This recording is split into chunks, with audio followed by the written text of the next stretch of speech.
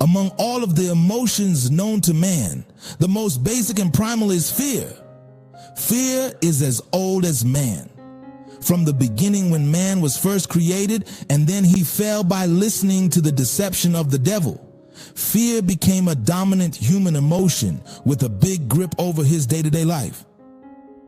By God's design, fear for other created things was supposed to be non-existent. The only fear that was permitted was the fear of God, and that was not even some sort of strong feeling of being threatened, but rather an emotional expression of veneration and reverence. Fear is one of the realities of modern life that we cannot avoid no matter how much we try.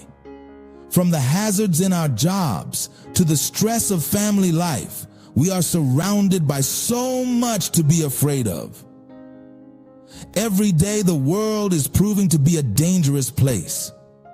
We are living in troubled times and on the cusp of the breakdown of moral law and order.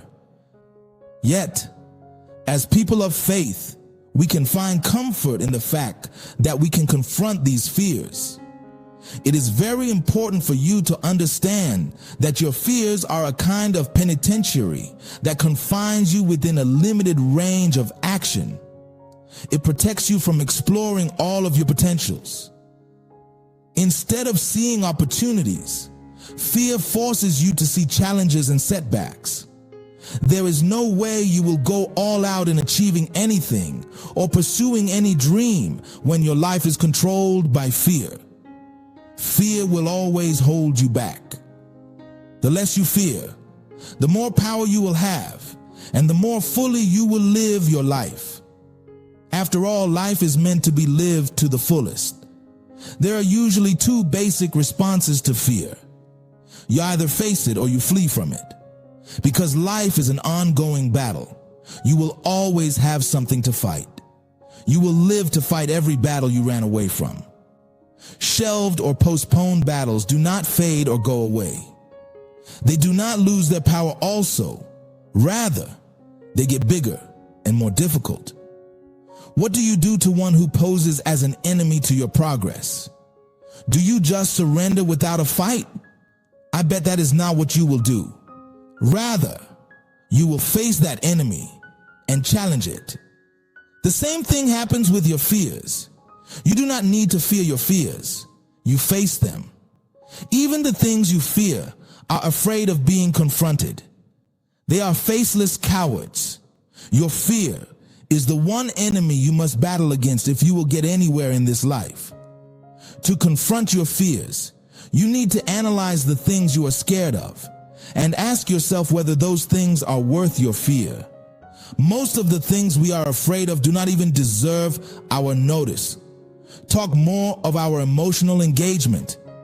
Lack of knowledge about a thing or even incompetence can make you unable to confront your fears. To illustrate, here is an imagined scenario. You are about to sit for an exam and fear grips you. What is very likely responsible for this fear is your level of preparedness or how much knowledge you have about the course. The more you know, the more confident you will become.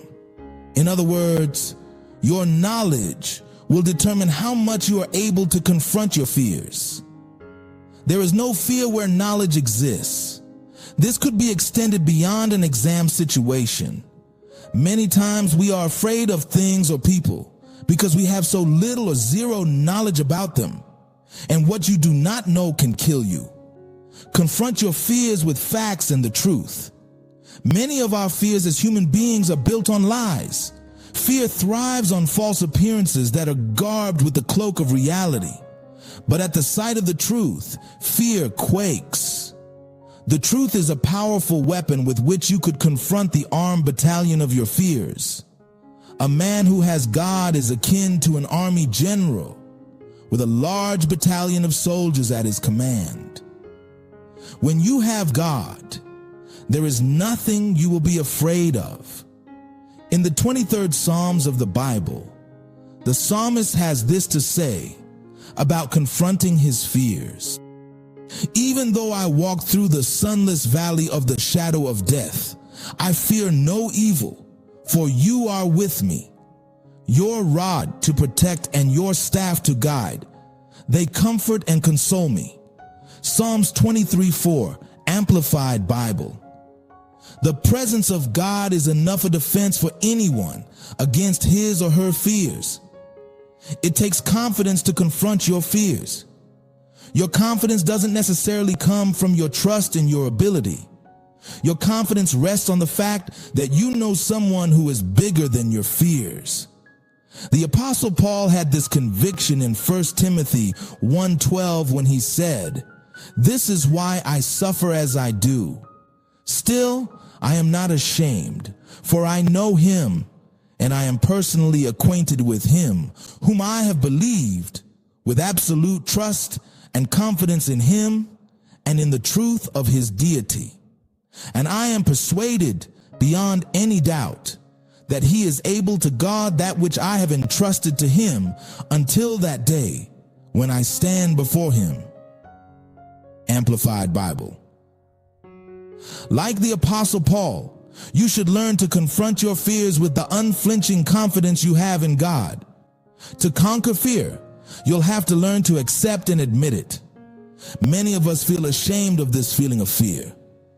So, we try as much as we can to hide it and bury it deep. What you fail to understand is avoiding fear and anxiety only maintains and magnifies it.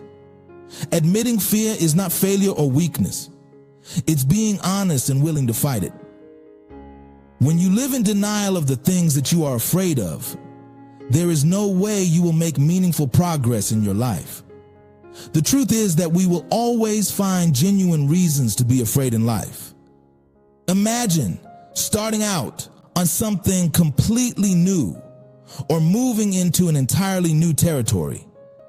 The fact that you do not know exactly what to expect or what lies ahead is enough to feed your imagination with all sorts of anxieties and worries. As you go through life, anticipate fearful situations.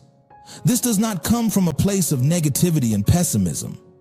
Whether you are prepared or not, life will always throw some challenging situations your way.